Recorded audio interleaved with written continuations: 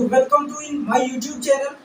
In this video, we will discuss about the one of the most important topic, which is काटसा। ये काटसा क्या है, इसके बारे में हम लोग संपूर्ण एनालिसिस करते हैं कि काटसा ये है क्या, जो कि अभी चर्चा में है। ठीक है, ये काटसा एक्ट किसके द्वारा लगाया जाता है या किन किन देशों पर लगाया जाता है, क्यों लगाया जाता है, इसके लगने से उसके ऊपर क्या असर पड़ता है, इन सभी चीजों के बारे में हम लोग डिस्कस करते हैं, संपूर्ण एनालिसिस करते हैं। सबसे पहले हम जानते हैं कि काटसा होता क्या है। देखिए, काटसा का मतलब होता है countering America's adversaries through sanction act. इसका मतलब है एडवर्सरीज, जो कोई भी अमेरिका के विरुद्ध जाएगा, जो कोई भी अमेरिका के विरुद्ध बोलेगा, अमेरिका के विरुद्ध बातें करेगा, अमेरिका के खिलाफ जाएगा, अमेरिका जो कहे वो ना करेगा, उसके ऊपर यह एक्ट लगाया जाता है, जिसका नाम काटसा है। यह एक्ट 2017 अगस्त 2017 में लाया गया था। किसके द्वारा लाया गया था? तो अमेरिका के अंदर, किसके अंदर? अमेरिका के अंदर जब जब डोनाल्ड ट्रंप की सरकार थी। किसकी सरकार थी? डोनाल्ड ट्रंप की सरकार थी। तब इसको 2017 में 2 अगस्त को लाया गया था। अमेरिका की संसद, जिसका नाम था कांग्रेस, संसद जिसका क्या नाम था? संसद जिसका नाम है कांग्रेस, उस कांग्रेस के द्वारा इसको पारित किया गया था। वहां से सन 2018 में इसको लागू कर दिया गया था। पूर्णतः इसको सन 2018 में इस एक्ट को लागू किया गया था। इस एक्ट को क्यों लाया गया था? तो रूस, ईरान, उत्तर कोरिया, इन सभी की बढ़ती हुई शक्तियों को रोकने के लिए इस एक्ट का उपयोग किया गया था।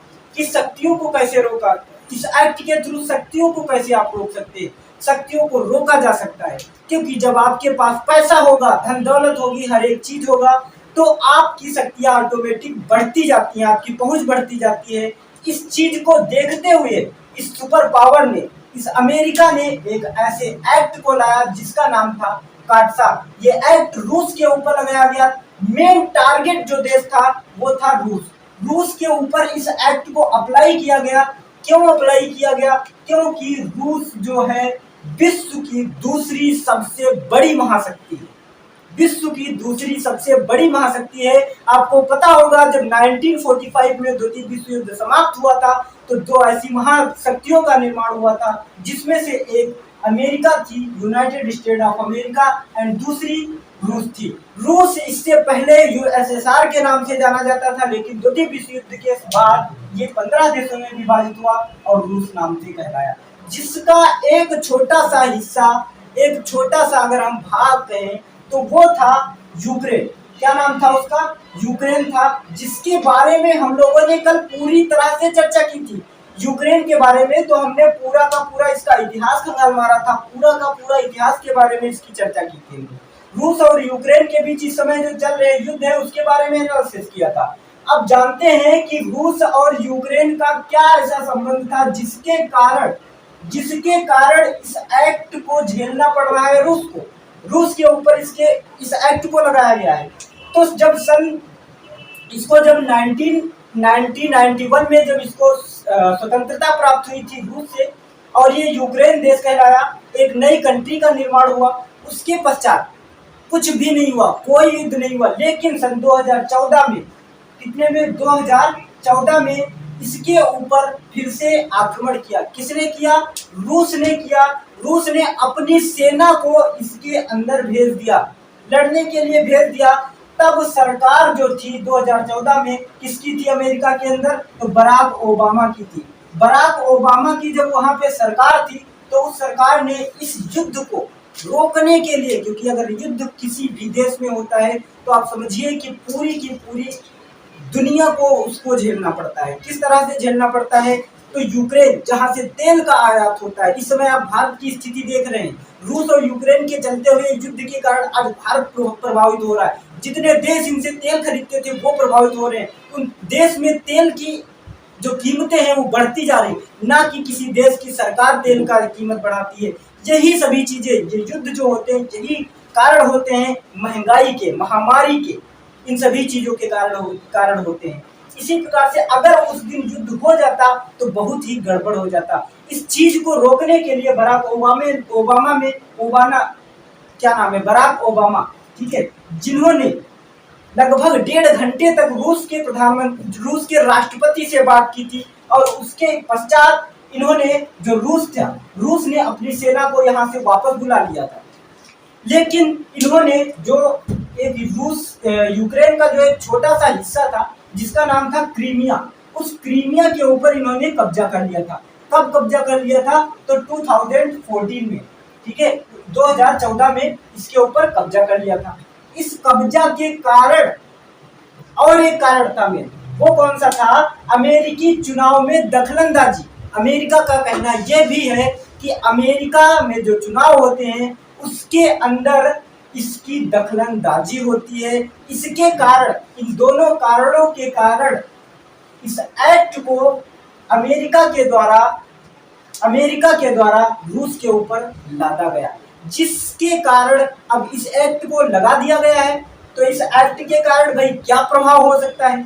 तो इस एक्ट को जिस देश के ऊपर लगाया जाता है उस देश से आप कुछ ऐसे सामान होते हैं जिनको आप आयात निर्यात नहीं कर सकते। बैंकिंग लेन देन में आपको दिक्कत हो सकती है, अमेरिका से आपके रिश्ते बिगड़ सकते हैं। तो ये एक्ट किसके ऊपर लगा दिया गया? रूस के ऊपर अप्लाई कर दिया गया। उसके बाद हम लोग देखते हैं ईरान के ऊपर भी क्यों अप्लाई किया गया और उत्तर कोरिया के ऊपर क्यों अप्लाई किया गया। हालांकि उत्तर कोरिया की तो हालत खराब ही है, क्योंकि इसको तो पहले से ही इसको अमेरिका ने ब्लैक लिस्ट में इसको डाल रखा है। ब्लैक लिस्ट क्या होती है इसके बारे में भी हम लोग चर्चा करेंगे, लेकिन ब्लैक लिस्ट का मतलब आप इतना समझ लीजिए कि इससे ना तो कोई आयात कर सकता है ना तो कोई निर्यात कर सकता है। ये बिल्कुल जैसे एक घर हो, लगभग इसको जेल के रूप में इसको बना दिया गया है, ठीक, कि इससे कोई ना तो आयात कर सकता है ना निर्यात कर सकता है, बिल्कुल एक अलग थलग बना दिया गया है। क्यों? इसकी अजीबोगरीब घटनाएं होती रहती हैं। आप लोग यहाँ अपने घर में जब कोई त्योहार मनाते हैं तो पटाखे उड़ाते हैं, लेकिन यहाँ तो ये त्योहार मनाता है तो रॉकेट डालता है, समुद्र के अंदर रॉकेट डालता रहता है। इसकी अजीब अजीब हरकतें होती हैं, जिसके कारण इसने क्या किया, इसको पता लग गया ये तो एक तो तानाशाह यहाँ का है, और पता लग गया, वो गुस्सा गया और दाग दिया ले जाकर के उसी के ऊपर, अमेरिका के ऊपर रॉकेट। तो क्या कर लोगे भाई, वो तो है ही है उधर, उसके तुम कर भी क्या लोगे। इसी के कारण इसको ब्लैक लिस्ट में डाल दिया कि जाइए भैया, मुझसे कोई मतलब नहीं, आपसे कोई देश परचेस नहीं करेगा सामान। लेकिन फिर भी चाइना इससे आयात निर्यात करता है, और इसी के कारण चाइना के भी इससे रिश्ते खराब चल रहे हैं। किससे? अमेरिका से। ठीक है, चलिए बात करते हैं ईरान के ऊपर। ईरान के ऊपर बात करते हैं कि ईरान के ऊपर इन्होंने क्यों सैंक्शन लगाया। तो ईरान का जो परमाणु सिस्टम है, ठीक है, उसके ऊपर भी लगाया गया है ये सैंक्शन, इसी के कारण। दूसरी चीज अब हम लोग क्या बात करते हैं कि इस एक्ट का उपयोग क्या किया जाता है। ठीक है, इस एक्ट का क्या उपयोग है। ठीक है, तो इसका उपयोग, जो मेन उपयोग बताया जाता है वो है विदेश विभाग और ट्रेजरी विभाग। अभी तक दो बार इस एक्ट का यूज किया गया है।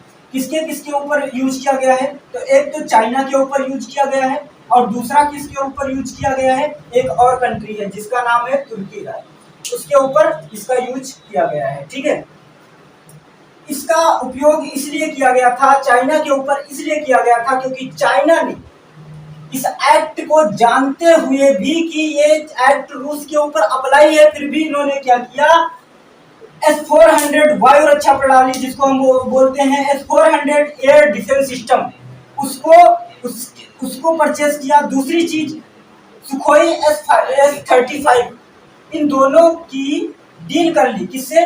रसिया से डील कर ली। इसी के कारण अमेरिका ने इसके ऊपर भी ये सैंक्शन लगा दिया था। दूसरी चीज, जुलाई 2019 जब S-400 की पहली डिलीवरी जब हुई थी वहां पे, तब भी इसको क्या कर दिया गया, इसके ऊपर अप्लाई कर दिया गया। ठीक है, चलिए अब हम लोग क्या बात करते हैं कि ये इसके उपयोग हो गए कि किस के ऊपर इसने अप्लाई किया था इस चीज को। ठीक है, अब हम लोग बात क्या करने वाले हैं इस समय हम लोग बात करने वाले हैं जो कि भारत की इस समय स्थिति है। भारत के ऊपर भी यह एक्ट लग सकता है। यह काटसा एक्ट भारत के ऊपर भी अप्लाई किया जा सकता है। उसके पीछे का कारण क्या है? तो उसके पीछे का कारण जो है वो यही है, S-400 मिसाइल। ये S-400 मिसाइल एक ऐसी मिसाइल है जो कि हवा से मार करने वाली, हवा में ही मिसाइल को उड़ा देगी। जैसे धारावाहिकों में आपको देखा जाता है कि एक तीर इधर से छोड़ना, राम ने छोड़ा, और एक इधर से राक्षस ने छोड़ा, और दोनों तीर ऊपर ही क्या हो जाते हैं, न्यूट्रलाइज हो जाते हैं। तो इसी प्रकार से ये जो मिसाइल है S-400, ये भी इसी प्रकार से कार्य करती है, हवा में हवा मार करने वाली ये मिसाइल है। ठीक है, इसकी डील किसने की थी? भारत ने की थी, लगभग कुछ समय पहले। उसकी एक डिलीवरी भी हो चुकी है एंड दूसरी आने वाली भी है। चलिए इसको छोड़िए, दूसरी चीज जो है वो है Mi-17V5 हेली का। कौन से? Mi-17V5, जो कि अभी हाल ही में 48 हेलीकॉप्टर जो हैं वो रसिया के द्वारा, ठीक है, ये जो रसिया से परचेस करने थे उसको भारत ने कैंसिल कर दिया है। तो ये अगर हम कहें कि इस एक्ट को ध्यान में रखते हुए इस डील को कैंसिल किया गया है, तो वो बिल्कुल नहीं है। क्यों? क्योंकि उस एक्ट को आप लगा भी दोगे तो भारत का क्या कर लोगे? कुछ भी नहीं कर सकते हो। एस जयशंकर जी ने साफ साफ कह दिया था कि आप कुछ भी कर लीजिए, लेकिन मैं अपनी रक्षा करूंगा ही करूंगा। क्यों? ये क्यों डील की गई थी रसिया से? ये जानते हुए भी कि अमेरिका के साथ हमारे अच्छे संबंध बन रहे हैं, फिर भी ये डील क्यों की गई थी? उसके पीछे का जो रीजन है वो यही है, क्योंकि LIC, जिसको हम लोग बोलते हैं LAC, line of actual control, जहां पर चीन के द्वारा और भारत के द्वारा अभी कुछ समय पहले ही लड़ाई हुई थी, ठीक है, तो वहां पर इसके बढ़ते हुए राजशाही शासन, मतलब यहाँ पे ये क्या करता है, कब्जा करने की कोशिश करता था। इसी के कारण भारत ने ये डील कहाँ से की? रूस से की, इसको मंगाने के लिए, S-400 को मंगाने के लिए, ताकि ये LAC पर इसको तैनात कर सके और चाइना को ये काउंटर कर सके, ठीक है, ना कि पाकिस्तान को। अरे पाकिस्तान, तुमको कोई कुछ नहीं कहने वाला है भाई, ठीक है, ये आपके लिए नहीं है, आपके लिए तो छोटे मोटे औजार ही बहुत है। ओके, चलिए उसके बाद ये जो थे Mi-17V5 जो था, ठीक है, इसको भारत ने आखिर कैंसिल क्यों किया? जब काटसा एक्ट इसके ऊपर नहीं लग सकती, इसके कारण नहीं था, तो क्यों इसने कैंसिल किया? उसके पीछे का जो रीजन है, ये देखिए, भारत इस समय जो है वो अपने स्वदेशी को बढ़ावा देना चाहता है, स्वदेशी निर्माण करना चाहता है, स्वदेशी हेलीकॉप्टर बनाना चाहता है। इसके कारण इसको क्या किया गया है? रद्द कर दिया गया है, ठीक है। चलिए, इसको रद्द कर दिया गया है, कोई बात नहीं। इससे प्रभाव क्या पड़ेगा? इसका उपयोग क्या करते थे? तो इसका उपयोग हम लोग बहुत पहले से करते थे, लगभग 1977 से इसका उपयोग करते आ रहे हैं हम लोग। अब सोचिए, ये 1977 से हम लोग इसका उपयोग करते आ रहे हैं, तो 1977 से इसमें कोई नया वर्जन तो आया है नहीं। जब नया वर्जन इसमें नहीं आया है, तो ये लगभग आप सोचिए आज से 20-25 साल पहले से ये यूज किया जा रहा है, और वही हेलीकॉप्टर और आज के हेलीकॉप्टर, बहुत जमीन आसमान का फर्क है। इसी को देखते हुए इसको कैंसिल कर दिया गया। दूसरा जो सबसे बड़ा रीजन है वो है अपने यहाँ के जो मिस्टर बिपिन रावत थे, CDS बिपिन रावत जो थे, उनकी जो दुर्घटना हुई थी वो इसी हेलीकॉप्टर के कारण ही हुई थी। इसी हेलीकॉप्टर में वो बैठे हुए थे और CDS बिपिन रावत जी की दुर्घटना हो गई और उनकी उसमें डेथ हो गई थी, जिसके कारण इसको दोषी ठहराते हुए कि इसने, बताओ, एक व्यक्ति की रक्षा नहीं कर सकी। इसी के कारण, इन सभी कारणों को देखते हुए इस डील को कैंसिल कर दिया गया भारत के द्वारा, और भारत ने निर्णय ले लिया कि मैं बनाऊंगा ऐसे हेलीकॉप्टर जो दुनिया को भी आयात निर्यात में काम आए, ठीक है। तो इन सभी चीजों के बारे में आज हम लोगों ने सफलतापूर्वक इन सभी चीजों का अध्ययन किया है। अगर आप लोगों को वीडियो पसंद आई हो तो लाइक करें, शेयर करें, कमेंट करें। मिलते हैं नेक्स्ट वीडियो में, तब तक के लिए जय हिंद।